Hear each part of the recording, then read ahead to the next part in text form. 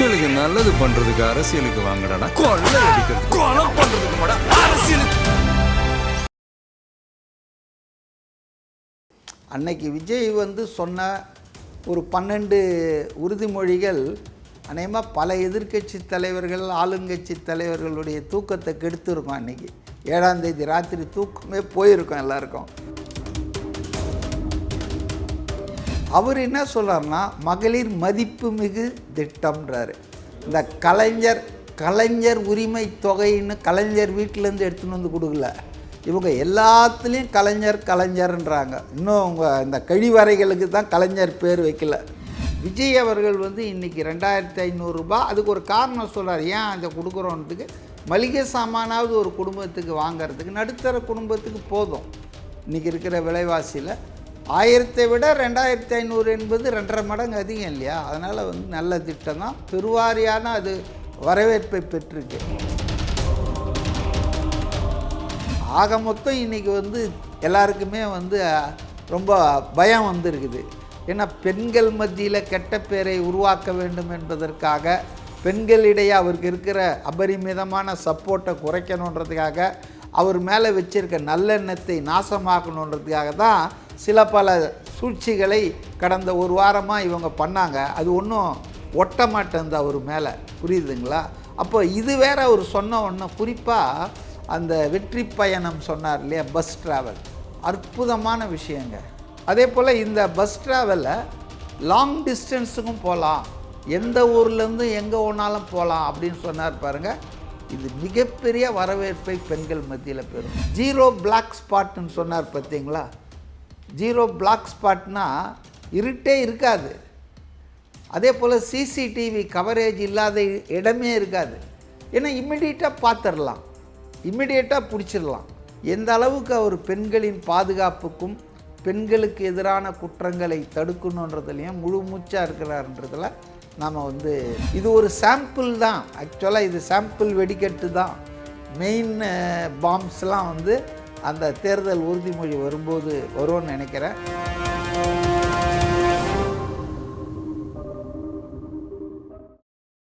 Sir வணக்கம். Sir வணக்கம்.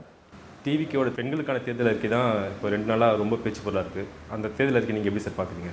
நல்ல ஒரு அறிக்கையாக தான் பார்க்குறேன். ஏன்னா மகாபலிபுரத்தில் 2 நாளைக்கு முன்னால் மகளிர் தினத்தை தாவேகா கொண்டாடும்போது தேர்தல் அறிக்கையில் மகளிருக்காக அவர் சொல்லியிருக்கிற சில விஷயங்களை குறிப்பிட்டு விஜய் அவர்கள் சாம்பிள்னு தான் சொன்னார். இன்னும் ஃபுல்லாக அறிக்கை வரல, சாம்பிள் தான் இதுனார். அந்த சாம்பிளே ரொம்ப சிறப்பாக தான் இருந்தது. குறிப்பாக எல்லா அரசியல் கட்சிகளும் இன்றைக்கு பெண்களை கவர்ந்து விடுவதில் போட்டி போடுறாங்க. அது நமக்கு தெரியுது, இந்தியா பூராவே. ஏன்னு சொன்னால், பெண் வாக்காளர்கள் இன்றைக்கி ஒரு தீர்மானகரமான சக்தியாக நம்ம நாட்டிலையும் தமிழ்நாட்டிலையும் உருவாகிட்டாங்க. குறிப்பாக நான் சொல்லணுன்னா, இன்றைக்கி எஸ்ஐஆர்லாம் முடிஞ்ச பிறகு தமிழ்நாட்டில் 5,67,00,000 வாக்காளர்கள் மொத்தத்தில் இருக்கிறதா தேர்தல் ஆணையம் அறிவிச்சிருக்குங்க. அந்த 5,67,00,000 பெண்கள் தான் பெரும்பான்மையாக இருக்காங்க. அதாவது 2,89,00,000 இருக்காங்க. ஆண்கள் 12 லட்சம் குறைவாக பெண்களை விட 2,77,00,000 தான் இருக்காங்க. இப்போ இந்த ஸ்டாட்டிஸ்டிக்ஸே எதை சொல்லுதுன்னா, பெண்களுடைய சக்தி தான், பெண்களுடைய வாக்கு தான் அதிகமாக இருக்குது.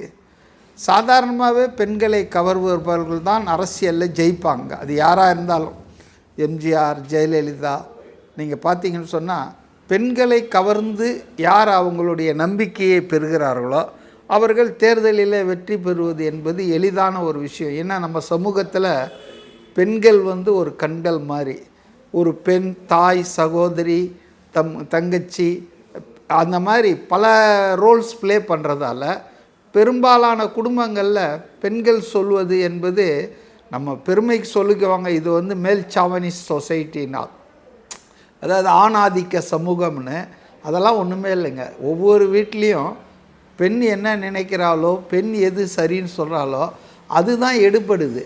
ஆக குடும்பங்களிலும் சமூகத்திலும் பெரும்பாலானோர் வாழ்க்கையிலும் பெண்கள் தீர்மானகரமான ஒரு சக்தியாக இருப்பது இன்றைய காலத்தில் நம்ம உணரக்கூடிய ஒரு விஷயம். இப்போ மகாபலிபுரத்தில் விஜய் அவர்கள் வந்து மகளிர் தின கொண்டாட்டத்தில் அவங்க கட்சியில் நடத்தும்போது அவர் என்ன சொல்கிறாருன்னா, மகளிர் மதிப்புமிகு திட்டம்ன்றாரு. இந்த கலைஞர் உரிமை தொகைன்னு கலைஞர் வீட்டிலேருந்து எடுத்துன்னு வந்து கொடுக்கல, இவங்க எல்லாத்துலேயும் கலைஞர்ன்றாங்க. இன்னும் அவங்க இந்த கழிவறைகளுக்கு தான் கலைஞர் பேர் வைக்கல. லைப்ரரி, பஸ் ஸ்டாண்டு, எல்லா இடத்துலையும் கலைஞர். அதாவது நான் கலைஞருடைய கான்ட்ரிபியூஷனை மறுக்கலை, கலைஞருக்கு ஒரு மரியாதை செய்யணும். கொஞ்ச நாள் அவர் முதலமைச்சராக இருந்திருக்கார், தமிழ்நாட்டுக்கு சில நல்ல காரியங்கள் செஞ்சுருக்கார். ஆனால் இஸ் த ஒன்லி லீடர் அப்படின்னு சித்தரிக்கக்கூடாது ஃபால்ஸாக. காமராஜர் 9 வருஷம் ஆட்சி பண்ணியிருக்கார், எம்ஜிஆர் இருந்திருக்காங்க, ஜெயலலிதா இருந்திருக்காங்க. இவங்க எல்லாம் செய்ததின் வளர்ச்சி தான் இன்றைக்கி ஒட்டுமொத்தமாக தமிழ்நாடு வளர்ந்துருக்குதே தவிர கருணாநிதியும் அவர் பையன் ஸ்டாலினும் தான் இப்போ செஞ்சு தமிழ்நாட்டை நிமித்தி இருக்கிறோன்னாங்கன்னா அது பொய் பிரச்சாரங்க. அது வந்து ஏற்றுக்கொள்ள முடியாது. அப்போ அதில் அவர் சொன்னார், மகளிர் மதிப்பு மிகு திட்டம் அப்படின்னு சொல்லிட்டு மகளிரை மதிக்கிறதுக்காக அதை செய்கிறேன்னு சொல்லி அவர் ஒரு 2500 ரூபான்னாரு. 1000, 2000, 2500 இந்த ஏலத்தில் விடுவாங்களே அந்த மாதிரி ஹையஸ்ட் பிட்டர் யார் அதிகமாக ஏலம் கேட்குறாங்களோ அவங்களுக்கு தான் வந்து போயிடும். அப்போ அந்த அடிப்படையில் இவர் 2000. ஆனால் அதுக்கு அவர் ரேஷ்னல் சொன்னார். என்ன சொன்னார்னு சொன்னால், இந்த மாதிரி வந்து ஒரு செலவு கூட அது பயன்படலை. இந்த 1000 ரூபாய் இந்த காலத்தில் வந்து எவ்வளோ விலைவாசி எவ்வளோ அளவுக்கு விற்கிறாங்க, அதனால் ஒரு மளிகை சாமானையாவது ஒரு குடும்பத்தில் வாங்கிறதுக்கு அது பயன்படணுன்றதுக்காக 2500 ரூபாய் கொடுத்தா மாதம் மாதம் அவங்களுக்கு பயன்படும் அப்படின்னு சொல்கிறாரு. இதை சொன்ன உடனே பார்த்திங்கன்னா திமுக ஆட்கள் காப்பி அடிக்கிறாங்க அப்படின்றாங்க. நான் ஒரே ஒரு சொல்கிறேன், நல்லது எங்கே இருந்தாலும் அதை எடுத்துக்கலாமா? விஜய் அவர்கள் வந்து இன்றைக்கி 2500 ரூபாய் அதுக்கு ஒரு காரணம் சொல்கிறார். ஏன் அதை கொடுக்குறோன்றதுக்கு, மளிகை சாமானாவது ஒரு குடும்பத்துக்கு வாங்கிறதுக்கு, நடுத்தர குடும்பத்துக்கு போதும். இன்றைக்கி இருக்கிற விலைவாசியில் 1000 விட 2500 என்பது 2.5 மடங்கு அதிகம் இல்லையா? அதனால் வந்து நல்ல திட்டம் தான், பெருவாரியான அது வரவேற்பை பெற்றிருக்கு. அன்னைக்கு விஜய் வந்து சொன்ன ஒரு 12 உறுதிமொழிகள் அநேகமாக பல எதிர்க்கட்சி தலைவர்கள், ஆளுங்கட்சி தலைவர்களுடைய தூக்கத்தை கெடுத்துருக்கோம். அன்றைக்கி 7ஆம் தேதி ராத்திரி தூக்கமே போயிருக்கோம் எல்லாருக்கும். அது ஒரு நல்ல விஷயம். அது இன்னொன்று, அவர் பொதுவாக அவர் சொன்ன திட்டங்கள்லாம் இன்றைக்கி ஆந்திராவில் வந்து இருக்குங்க. ஆந்திரா அரசாங்கம் இன்றைக்கி அவர் சொல்கிற பல திட்டங்களை அமுல்படுத்திகிட்டு இருக்கு, நடைமுறையில் இருக்குது சந்திரபாபு நாயுடு அரசு. உதாரணத்துக்கு வருஷத்துக்கு 3 கேஸ் சிலிண்டர் கொடுத்துட்ருக்காங்க, பஸ் பயணம், இதெல்லாம் இருக்குங்க. அப்போ நீங்கள் யாரையோ பார்த்து செய்கிறீங்க, அதை இம்ப்ரூவ் பண்ணுறீங்க. இம்ப்ரூவ் அப்பான்லன்னா நம்ம இருக்கிறத விட நம்ம பையன் இன்னும் கொஞ்சம் இம்ப்ரூவ் பண்ணுவான் இல்லை? நம்ம ஓட்டு வீட்டில் இருந்திருப்போம், நம்ம பையன் வந்து கான்க்ரீட் வீடு போடுவான், அவனுக்கு பையன் வந்தானே தளம் போட்டு 2 வீடு போடுவான். அப்போ முன்னேற்றம், இம்ப்ரூவ்மெண்ட்டுன்றது வரவேற்கக்கூடிய. இதை போய் காப்பி அடிச்சிட்டாரு, இவருக்கு வந்து தெரியல அப்படின்லாம் சொல்ல முடியும். நீங்களும் நிறைய காப்பி அடிச்சிருக்கீங்கல்ல, காப்பி அடித்து தானே எல்லாம் பண்ணுறீங்க, தப்பு கிடையாது. நல்லதை காப்பி அடிப்பது நல்லதே. ஆக மொத்தம் இன்றைக்கி வந்து எல்லாருக்குமே வந்து ரொம்ப பயம் வந்துருக்குது. ஏன்னா பெண்கள் மத்தியில் கெட்ட பேரை உருவாக்க வேண்டும் என்பதற்காக, பெண்களிடையே அவருக்கு இருக்கிற அபரிமிதமான சப்போர்ட்டை குறைக்கணுன்றதுக்காக, அவர் மேலே வச்சிருக்க நல்லெண்ணத்தை நாசமாக்கணுன்றதுக்காக தான் சில பல சூழ்ச்சிகளை கடந்த ஒரு வாரமாக இவங்க பண்ணாங்க. அது ஒன்றும் ஒட்ட மாட்டேங்குது அவர் மேலே, புரியுதுங்களா? அப்போ இது வேற அவர் சொன்ன ஒன்று, குறிப்பாக அந்த வெற்றி பயணம் சொன்னார் இல்லையா, பஸ் ட்ராவல், அற்புதமான விஷயங்க. அதாவது எப்போவுமே பாதி கிணறு தாண்டக்கூடாது. நீங்கள் ஒரு விஷயத்தை செய்கிறீங்கன்னா முழுமையாக செஞ்சிடணும். இந்த பீஸ் மீலாக இங்கே கொஞ்சம் பெயிண்ட் அடிச்சுட்டு அங்கே போய் விட்டுறது அப்படிலாம் இல்லை. இந்த பஸ் ட்ராவலில் பண்ணது திமுக இது அது மாதிரி தாங்க, அறக்குறை தான். என்ன, நகர பேருந்தில் ஒயிட் போர்டில் மட்டும், அது பிங்க் பஸ்ஸுன்னு பேர் வச்சாங்க. அப்போ க்ரீன் பஸ்ஸில் ஏற முடியாது, ஆரஞ்சு பஸ்ஸில் ஏற முடியாது. ஆனால் சிட்டியில் போகிறது பூரா பார்த்திங்கன்னா மற்ற கலர் பஸ் தான் போவோம். பிங்க்கு பஸ்ஸு வந்து எப்போவாது 1 மணி நேரத்துக்கு ஒன்று போகிறோம், ஓவர்லோடாக இருக்கும். அதில் ஜனங்க பெண்கள் வந்து பயன்படுறாங்க, அதில் இல்லைன்னு. ஆனால் அதுக்காக அவங்க காத்திருக்கணும், முண்டி அடிச்சுக்கிட்டு ஏறணும். அவங்க முன்னாலே 3-4 பஸ்ஸு போவோம், அது கட்டணம் உள்ள பஸ்ஸு. அப்போ பெண்களுக்கு வந்து கொடுத்தா மாதிரியும் இருக்கணும், கொடுக்கவும் கூடாது. இந்த அப்ரோச் தான் திமுக அப்ரோச்சு. ஆனால் இன்றைக்கி விஜய் செய்யணுமா, முழுசாக வடை பாயசத்தோட சாப்பாடு போடியா, சும்மா போட்டேன்னு கஞ்சி சோறை கொடுக்குறத பசியாற்றலாம், பசியாரம் கஞ்சி சாப்பிட்டா கூட. ஆனால் ஒருவனுக்கு நல்லா செய்யணும் மனசில் நினச்சிட்டுனா தலைவாழை இலை போட்டு நல்லா வடை பாயசத்தோட சாப்பாடு போடு அப்படின்னு நினைக்கிறவர் விஜய். அதனால் அவர் என்ன சொல்லிட்டாருன்னா, இதெல்லாம் வேணாம், இந்த பஸ்ஸு அந்த பஸ்ஸெல்லாம் வேணாம், எல்லா பஸ்லேயும் பெண்களுக்கு ஃப்ரீ, எல்லா பஸ்லேயும் பெண்களுக்கு ஃப்ரீ. அதில் ஒரே ஒரு கண்டிஷன் எதுவும் சொன்னார்னு நினைக்கிறேன், ஏதோ உரிமை தொகைக்கு சொன்னார்னு நினைக்கிறேன். சென்ட்ரல் கவர்மெண்ட்ஸ் நல்ல விஷயம், அது நல்ல விஷயம். அதே போல் இந்த பஸ் ட்ராவலில் லாங் டிஸ்டன்ஸுக்கும் போகலாம், எந்த ஊர்லேருந்து எங்கே ஒன்றாலும் போகலாம் அப்படின்னு சொன்னார் பாருங்கள். இது மிகப்பெரிய வரவேற்பை பெண்கள் மத்தியில் பெறும். இப்போ பல பெண்கள் அவசர அங்கலாப்புன்னு சரி கட்டணம் பரவாயில்லன்னு ஏறிட்டு போகிறாங்க. இப்போ இவங்களுக்கு பார்த்தீங்கன்னா வெளியூர் நகரத்தில் மட்டும்தான் இது. இப்போ நீங்கள் திருவள்ளூர் போனோன்னா முடியாது, பொன்னேரி போனோன்னா முடியாது. இப்போ இந்த திட்டத்தில் சென்னைக்கு வெளியேயும் நீங்கள் போகலாம், வெளியே இருந்தும் உள்ளே வரலாம். இப்போ இது வந்து பெரிய பூனாதான் இருக்கும் பெண்களுக்கு. இது ஒரு நல்ல திட்டம்தான். பெண்களுக்கு இலவசன்றது ஒரு மொபிலிட்டி.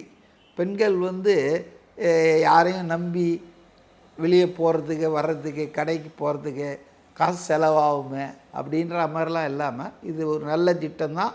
இந்த வெற்றி பயண திட்டம் ரொம்ப பெண்களிடையே வரவேற்பை பெற்றிருக்கிறது. அது நிச்சயமாக வந்து பெரிய சப்போர்ட்டை வந்து விஜய்க்கு உருவாக்கும் என்பதில் சந்தேகமில்லை. அதாவது வந்து இந்த கேஸ் சிலிண்டர் நேற்று பார்த்தீங்கன்னா அந்த அவர் பேச அந்த செய்தி ஒரு பக்கம் இருக்குது, இன்னொரு பக்கம் 60 ரூபாய் ஏற்றிட்டாங்கன்ற செய்தி இருக்குது. இன்றைக்கி மொபைல் ஃபோன் இல்லாத ஆள் இருக்கானா, வீடு இருக்கா? இருக்க மாட்டாங்க. டிவி இல்லாத வீடு இருக்கலாம், மோட்டார் சைக்கிள் இல்லாத வீடு இருக்கலாம், சொந்த வீடு இல்லாதவங்க இருக்கலாம். ஆனால் இன்றைக்கி எப்படி மொபைல் ஃபோன் இல்லாத ஆள் இல்லையோ வீடு இல்லையோ அதே மாதிரி தான் இந்த கேஸ் ஸ்டவ் இல்லாத இடமே இல்லை. விறகு அடுப்பெல்லாம் இப்போல்லாம் வந்து கிராமங்களில் பயன்படுத்துகிறாங்க. அதுக்கு வந்து சும்மா வெந்நீர் வைக்கிறதுக்கு அது இதுக்கு தான் சமைக்கிறதுக்கு, ஏன்னா அது எளிது. பட் அது பார்த்திங்கன்னா எனக்கு தெரிஞ்சு ஒரு 10-15 வருஷத்துக்கு முன்னால் 400 ரூபாய் விற்றுட்டு இருந்ததுங்க அந்த கேஸ் எல்பிஜி சமையல் எரிவாயு. இன்றைக்கி பார்த்திங்கன்னு சொன்னால் அநேகமாக 1000 கிட்ட வந்துடுச்சுன்னு நினைக்கிறேன். அப்போ இது வந்து எப்படியோ 2 மாதத்துக்கு ஒரு சிலிண்டர் வாங்குவாங்க சாதாரணமாக குடும்பங்களில். அப்போ அவங்களுக்கு வந்து வருஷத்துக்கு வந்து 6 சிலிண்டர் கண்டிப்பாக தேவை. ரொம்ப யூஸ் பண்ணுறவங்கள பற்றி விடுங்க, ஆவரேஜாக சொல்கிறேன். இப்போ நான் 2 சிலிண்டரு 2 மாதத்துக்கு ஒரு வாட்டி தான் ஒரு சிலிண்டர் வாங்குகிறேன். அப்போ 6 சிலிண்டர்ன்றது அந்த ஒரு வருஷத்தின் எரிபொருள் தேவையை பூர்த்தி பண்ணிடுது. எவ்வளோ பெரிய விஷயங்க இது. கேஸ் வந்துட்டு உங்களுக்கு சமையல் வேலையை துரிதப்படுத்துது, பெண்களுக்கு எளிதாக்குறது, சமையல் அறையை சந்தோஷமாக்குதுன்றது மட்டும் இல்லை, காசு இல்லாமல் உங்களுக்கு ஃப்ரீயாக கிடைக்குதுன்னு சொன்னால் இது நடக்குமா? அப்படின்னா நடத்திட்டார சந்திரபாபு நாயுடு பக்கத்தில் ஆந்திர பிரதேசத்தில் பண்ணியிருக்கார.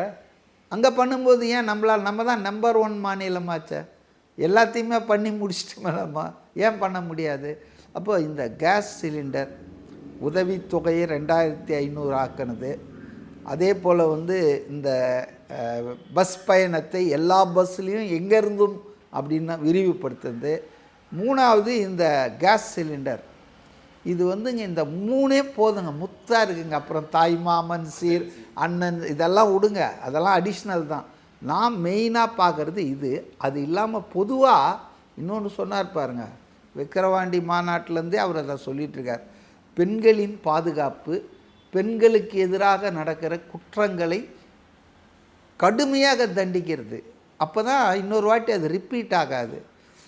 இந்த விஷயத்துக்கு அவர் எந்த அளவுக்கு சொன்னார்னா, தனி இலாக்காவே உருவாக்க போகிறேன், department, fisheries department, PWD, SC ST welfare department இருக்கா மாதிரி இன்றைக்கி வந்து பெண்களுக்கான இந்த பெண்கள் மீதான குற்றங்கள், பெண்கள் பாதுகாப்பு, ஜீரோ பிளாக் ஸ்பாட்னு சொன்னார் பார்த்தீங்களா?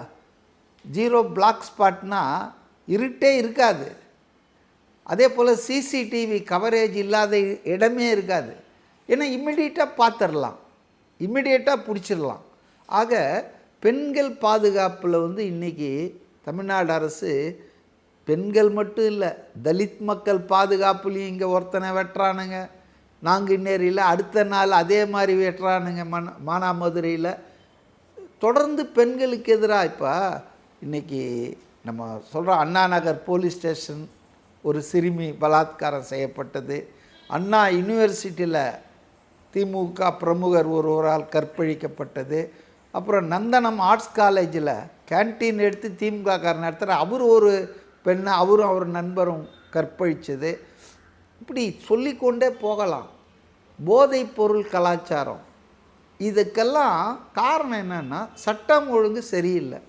சட்டம் ஒழுங்கு யார் கண்ட்ரோலில் இருக்கு? யார்? திமுக கண்ட்ரோல்லாம். திமுகவில் தான் 30 அமைச்சர் இருக்காங்க. முதலமைச்சரின் முழு கண்ட்ரோலில் இருக்கிறது தான் சட்டம் ஒழுங்கு, லா அண்ட் ஆர்டர், காவல்துறை. அப்போ முதலமைச்சர்தே இப்படி இருக்குது. சட்டம் ஒழுங்கு சந்தி சிரிக்குதுன்னு பழனிசாமி அடிக்கடி சொல்லுவார். ஒருத்தர் கூட ட்விட்டரில் போட்டிருந்ததை விஜய் வந்து தஞ்சாவூர் மீட்டிங்கில் ரெஃபர் பண்ணார். ஸ்டாலின் தொடரட்டும், சட்டம் ஒழுங்கு சந்தி சிரிக்கட்டும்னு. அப்போ இன்றைக்கி பார்த்திங்கன்னா இந்த விஷயத்தை வந்து அவர் ரொம்ப தெளிவாக எடுத்திருக்காரு. இப்போ லேட்டஸ்ட்டாக பார்த்த மார்ச் 12 தமிழ்நாடு முழுவதும் கண்டன ஆர்ப்பாட்டம் வச்சுருக்குது தாவேகா.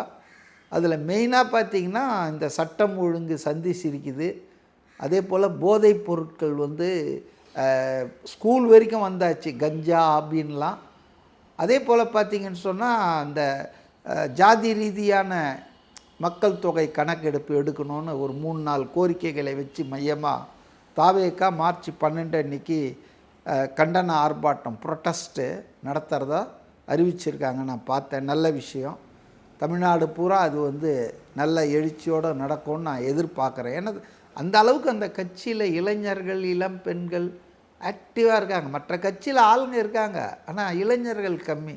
எல்லாம் வயசானவங்க, தளர்ந்தவர்கள், கலைக்கு போனவர்கள் தான் இருக்காங்க. ஸோ இந்த போராட்டம் வச்சுருக்காரு. அதனால் எதுக்கு சொல்கிறேன்னா, அவர் ஒரு விஷயத்தை எடுத்தார்னா அதை லாஜிக்கல் எண்டு வரைக்கும் கொண்டு போகிறாரு. அப்போ தனி டிபார்ட்மெண்ட்டு, தனி இலாக்கா அமைக்கிறேன்றது அது ஒரு எல்லாத்தையும் இந்த 3 விட பெருசுன்னு.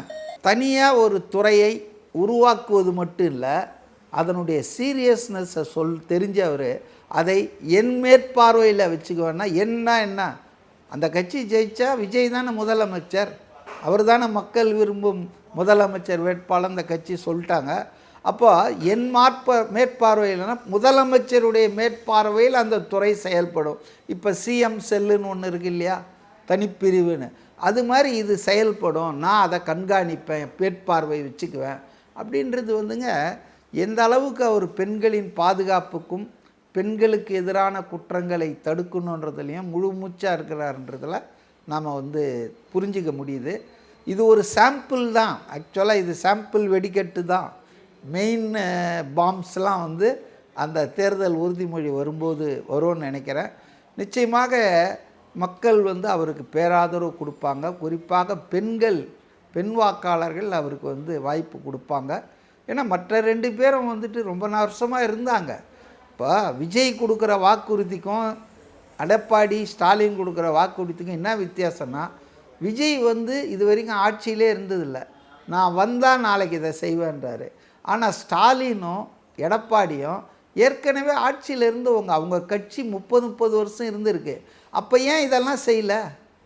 புரியுதுங்களா உங்களுக்கு? அதனால் இப்போ தேர்தலுக்காக ஓட்டை வாங்கிறதுக்காக சொல்கிறேன். ஆனால் விஜய் செய்கிறது வந்து அவர் வந்து உண்மையிலேயே, ஏன்னா தொழில் வருமானத்தெல்லாம் விட்டு வந்திருக்காரு. அப்போ அவருடைய சின்சியரிட்டியை, நேர்மையை நம்ம புரிஞ்சிக்க முடியுது. இவங்க சும்மா அடித்து விட்றாங்க.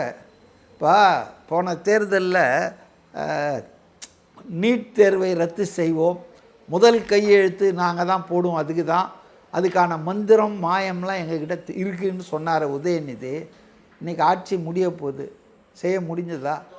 சட்டசபையிலேயே சொல்கிறாரு ஸ்டாலின் முதலமைச்சர், எங்ககிட்ட அதுக்கு அதிகாரம் இல்லைங்க, அது எப்போ தெரியும் உங்களுக்கு அதிகாரம் இல்லைன்றது? ஆட்சி முடியும் போது தெரியுமா? 2021 சட்டமன்ற தேர்தலுக்கு மக்களை பொய்யான உறுதிமொழி கொடுக்கும்போது தெரியலையா?